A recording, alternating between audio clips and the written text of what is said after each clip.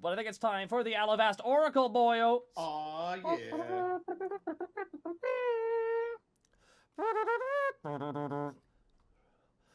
500 bits from Blackfoot Ferret. Greek wedding get. Thank you for the 500 bits. Yeah, what up, Blackfoot? Alrighty, please. What would you like to read? There, my friend.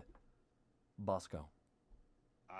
I'll read what's ever left over. I'm giving the normies the chance to pick first because you guys, You are there's an all normie this now. stuff. You are a normie now. Oh, am I? Yeah. I don't know. Well, yeah, I can okay. do Living Legend and Alivast if you want. Living Legends in Alivast? Go for it, dude. Okay, it's right on the first page. So here we go. Living Legend in Alivast? Pip the Kobold. Today, the streets of Alivast were in a bit of a jumble as a visitor to the city challenged some of the lower district guards. This visitor was a red and black scaled kobold that went by the name Azra Sahar. Azra Sahar entered the city a little earlier in the day with her companion, the turbaned figure named Ragu, and another cloaked individual wearing a wooden mask. However, when approached by some guards, she threw down her gauntlet and challenged them to a duel. As the fight started, a crowd of civilians began to come close to watch the fight ensue. Eventually, Azra Sahar felled the hand of handguard Doros. Oh my God, I feel so bad for Doros.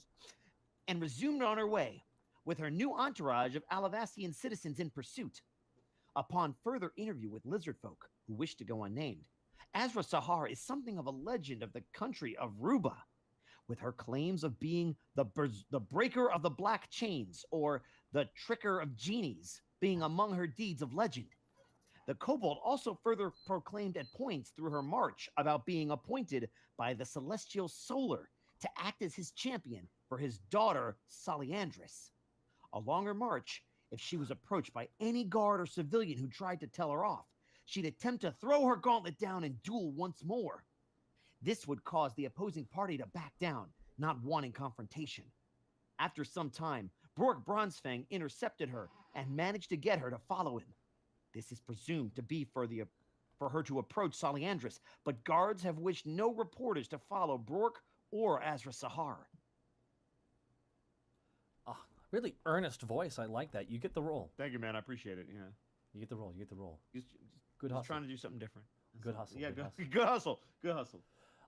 Connor, can you read? What would you like to read from the first page? I'll read Alivastian man spites himself into spearhood. Nice. Not bad, not bad. That sounds appropriate. By Calvin Bushborough. A tragic altercation turned bizarre when it was revealed that a stabbing victim in Tent Town had his soul transferred into the spear used in his murder. A dwarven man by the name of Dario Brandcrafter had a heated argument with one Grant Grandman, a member of the recently formed Tent Town Independent Militia and family member of the Brandcraft clan's rivals. Their usual scuffle, something of a constant for the residents of the course of the winter, had a turn for the tragic when Grandman accidentally ran Dario through with his pike. "He was out for blood," he raved as Alivastian guards led him away. "I was just trying to protect myself." Grandman and the murder weapon were jailed in one of the guards' holding cells in the lower general. His sentencing to be handed down the next day. That night, however, one of the guards watching the jail grabbed a hold of the still bloodied spear and tried to slay Grandman as he slept. If not for the efforts of his cellmate, the halfling Quick Trolley, the guard would have succeeded. Once the offending guard was restrained, he recounted how the spear began speaking to him, promising the riches of his clan and the hand of his daughter if he used it to slay Brandman. A quick investigation by Wizard revealed that upon his death, Dario's hatred of Grant and of the Grandman clan was so powerful that his soul transferred into the spear used to kill him. "It's not uncommon for things like these to happen," remarked Wilhelm Dirigible. Yeah, that. The presiding wizard. Give men enough reason to hate one another, and spite can become quite the powerful magical reagent. Grandman's court date has been pushed back in consideration of the attack, and the Dario spear is now being held in its own holding cell across town. Oh my. Kurt, what you gonna read? What am I gonna read? Man. Pirate charges increase as pirate crew gets second chance. Oh, there you go. All right. The that's High got a Court of document. Avon in Tracadia has wrapped up a critical phase of the ongoing trials of the Bladefoot pirates. While the trial and sentencing of Captain Bladefoot hasn't reached its apparently foregone conclusion, the last of this crew was sentenced this week. Out of the entire crew that was apprehended by a plucky group of inventors and a man with a small dog, only a handful will be facing the justice of Avon. This is due to how they became a member of the pirate crew. Over the past couple of months, they have shared a similar story of how they became pirate members. While most stories romanticize the pirate lifestyle, this initiation seemed more like a nightmare than a dream. Many made the claim that they were abducted from their homes, places of work, or local taverns, and were bullied and threatened to do as requested or off the ship they go.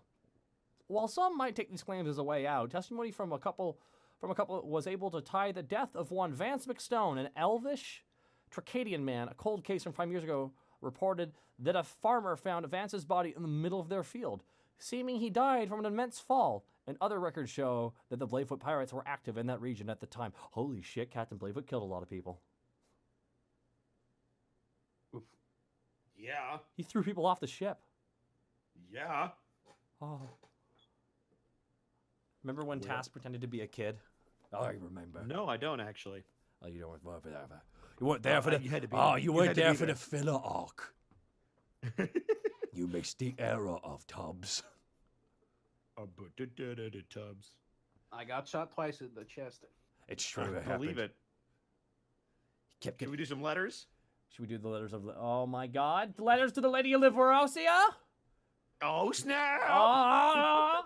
Dear Lady of Liverosia, I have been told that I have some issues when it comes to love. Apparently, whenever I get involved with someone, I just lose touch with what's acceptable. I want to spend as much time with them as possible, so I drop in on them at work every day. I don't want to spend a single second away from them, so I wait outside their house for them to come home. I want them to be happy, so I buy them lots of presents. I want them to be safe, so I follow them to make sure nothing will hurt them. It wasn't until a little misunderstanding involving the guard that I even realized that this was a problem. Is there help for people like me? Signed, Maximum Overlove. Oh my god. Maximum overlove. Oh man. So who's going to be the lady? Is it going to be Bisco? Who? Or is Connor, it... do you want to do the lady or do you want me to do Sure, it? I'll do this. Okay. Dear Mo, I love you. You are aware that you've behaviors that are not always acceptable, and that is good. Romantic love and obsession are often hard for people to separate. The biggest difference is that love is focused on the other person, whereas obsession is focused on us. When we're obsessed, we only think of how we want to feel and ignore how the other person is feeling. We're deaf and blind to their feelings, or place our own interpretation of our emotions into their actions. When you truly love someone, you consider how they want to be treated and what they feel are appropriate levels of contact. This is why communication is so important, and understanding that a no is a no, not a yes or maybe or later, but no. Nice. Dear Good Lady of the Goddess Liverosia, I am a gentleman of more than a few years, but I am still a man of great passion. There may be snow on the roof, but the fire burns down below, if you know what I mean. I've had a few recent missteps on my romantic endeavors recently with one young lady that I have been pursuing, letting me know that she didn't want to be tied down. And then another unfortunate episode where it became apparent that my game is somewhat lacking. What kind of things can I do to make myself more appealing to the young people? By the way, are you seeing anyone? Signed, Argent Gentleman. Dear Argent, I love you. I think part of your problem is that you're coming on rather strong, and by your own admission, you seem to prefer people much younger than yourself. While age is no barrier to love between adults, you may have better fortunes finding partners that are closer to your vintage.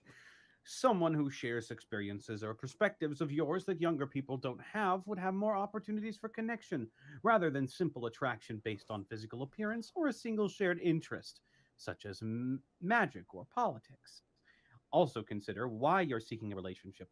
Is it because you're afraid of being alone? If that's the case, what you may need is community, not individual companionship. Please consider it.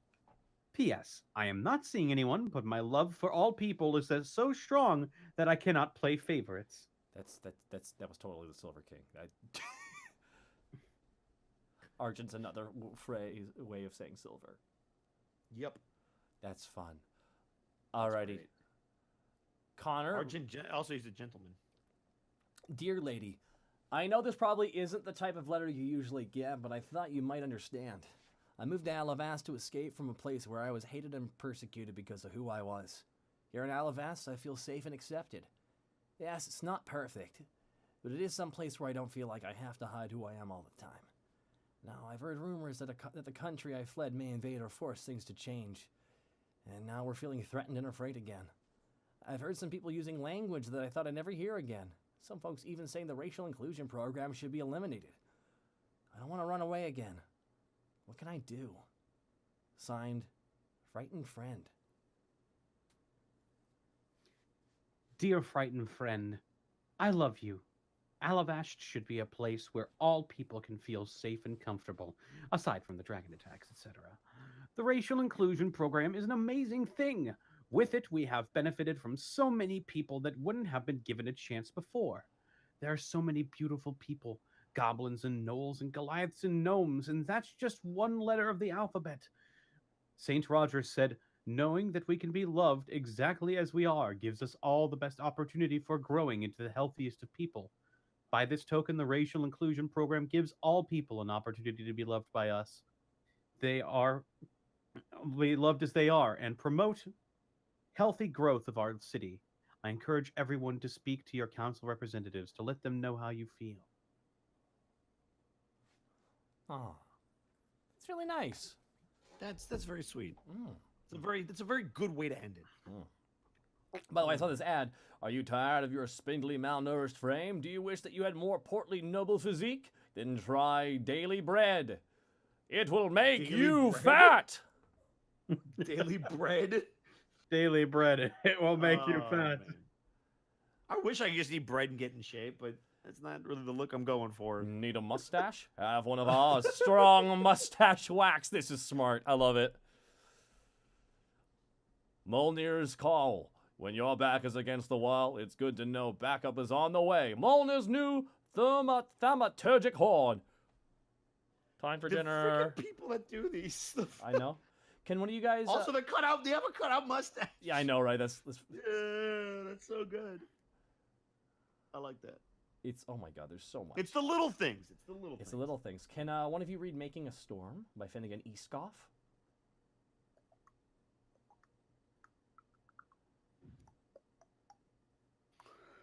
I'm trying to find it. It's right there below Lady Liveresia.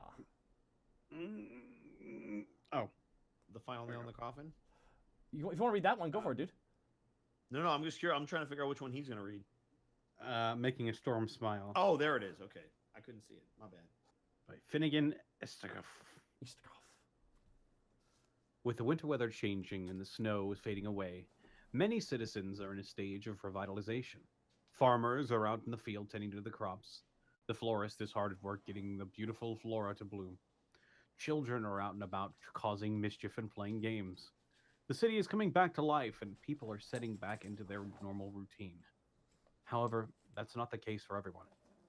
Around this time of year, almost like clockwork, the Uspa temples see a drop in attendance and local business receives mountains of sick day requests from employees that are followers of Uspa.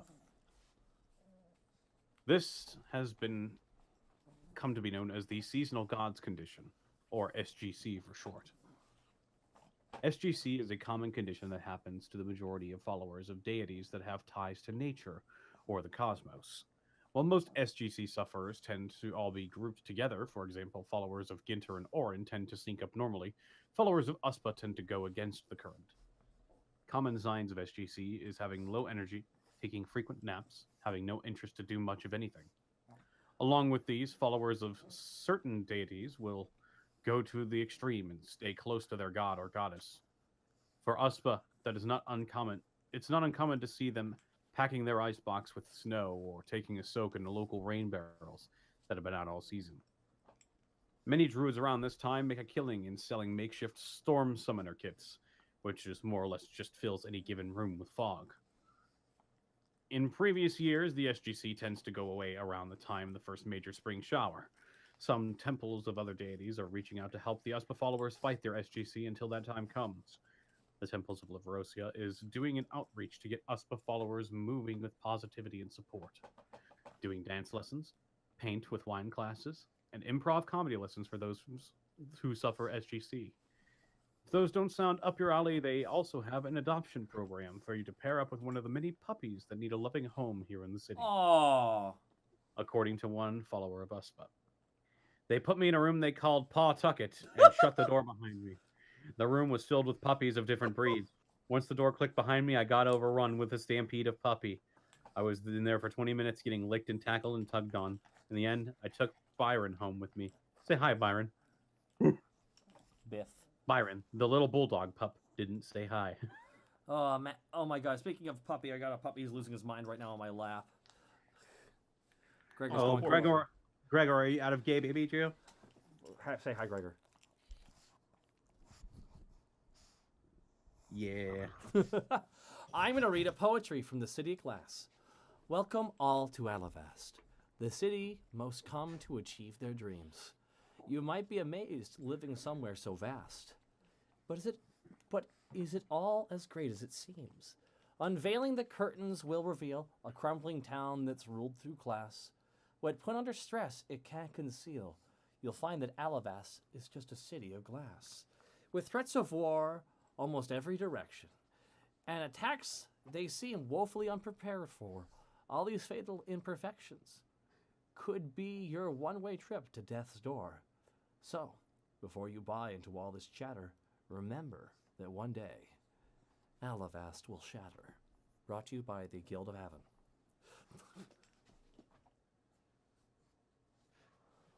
Very nice. Yeah. You want to read the final nail in the coffin? I mean, I can if you would like me to. I would love you to do that for me. Oh, you're so... Ben Ironwood. Okay, final nail in the coffin. Ben Ironwood. This past winter, a series of Alivastian citizens filed a class action lawsuit against Foulfellow MFG. They claim that Foulfellow products made them suffer a number of unhealthy side effects, and the company not only failed to disclose the risks, but actively attempted to cover it up. Foulfeather MFG continues to deny these claims and state that this lawsuit is a complete fabrication from their competitors seeking to end their brand. Recently, the phone shut off, and then the presiding judge of the case sided with the plaintiffs of the lawsuit, stating the company's gross irresponsibility over their malfunctioning, their manufacturing process even, put a number of citizens at risk. The judge then proceeded to order the company to pay damages for the plaintiff's suffering, the amount of which remains to be decided at a future date. Law offices of Fronax, Giklord, and Decht, who represented the plaintiffs of the case, put out the following statement. We are pleased that the judge saw the pains in our clients, went through and sided with us. It is our hope that this ruling not only makes representations for our clients, but puts other companies on notice that this sort of malfeasance will not stand in Alivast. In light of recent rulings, there are rumblings among the Alivast City Guard over whether criminal charges will be filed against Foulfellow MFG over the claimed cover-up of these effects. With these recent developments, it may be possible that this class action lawsuit may have put the final nail in the coffin over this once beloved brand. See you later. Bye.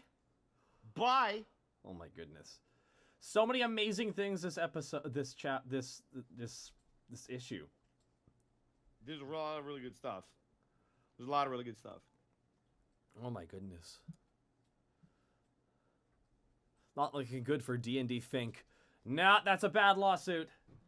Roots of the Druid. Looking bad. This is so. Some of these ads are so cool, like Roots of the Druid. This is really cute as well.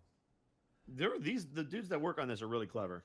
They really are. Enroll for spring semester. Eve's Meadow Academy now accepting applications. Ladies can learn practical skills like reading, writing, self-defense, and mathematics. The toy one is really cool. Deltacon WX00001. Are your kids tired of normal toys? Want something that is more interactive? Well, a new game shop opened on the outskirts of Alivast. This is Construct Play. A simple game of buying interactive magic kits any child can make in about an hour, made from love and diligence by a construct who goes by 00. This inspired lad has put in on countless hours perfecting his craft to where anyone can enjoy the experience of miniature battles designed with special runes that activate by special words and meant for wonderful experiences. Each kit offers a unique custom build for any playstyle, endless strategies and customizations. 00 is always learning. Buy them now. Endless enjoyment awaits young crafters is the motto of this hobby. New expansions are always being thought of and requests are welcome from all. These models are a great way to spend the afternoon with your family working together and developing a sense of pride in your building skills. Warning, keep away from small children. Runes only activate in Compla stadiums. 00 is not responsible for any purchase incident. Oh, that's good. This was made by Alcoholic, Beast on Racks. Shitpost now. You heard him. Clara Ryan 1. Yep. Rylberg. Night Hunter 66. Froggy's mom. Saichi Evie. Jim the Rabid Cow. Suit 47. What's wrong? Oh no, I guess somebody just tweeted at me. It's a mix of Unexpectables and Street Fighter, and I'm so fucking happy. Voodoo Soviet. What is? Somebody drew Remy, but doing a V trigger from Street Fighter. Please link that in the chat. We'll post it up there.